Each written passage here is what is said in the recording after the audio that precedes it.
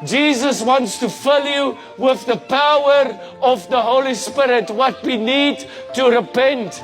We need to say no to the world. The Bible says, come out from among them. Do not be conformed to this world, but be transformed by the renewing of your mind. You can only be transformed by the power of the Holy Spirit. You see, if you will give your life to Jesus, the Holy Spirit will come. And the Bible tells us that the Holy Spirit will bear witness with your spirit that you are a child of God. It is by faith in the Lord Jesus Christ that the Holy Spirit will seal you off for the day of redemption.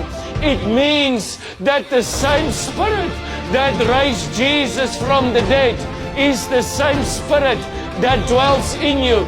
It is resurrection power. It means it's the Spirit of truth. It means it's the anointing of the Holy One. It means it is the helper.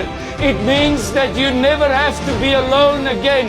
It means that the Holy Spirit will guide your footsteps. It means the Holy Spirit will begin to teach you the Word of God. It means the Holy Spirit will begin to divinely show you the path on which you need to go. I want to encourage you today that Jesus wants to empower your life. Jesus wants to wash you with His blood, and He wants to cleanse you, and He wants to deliver you.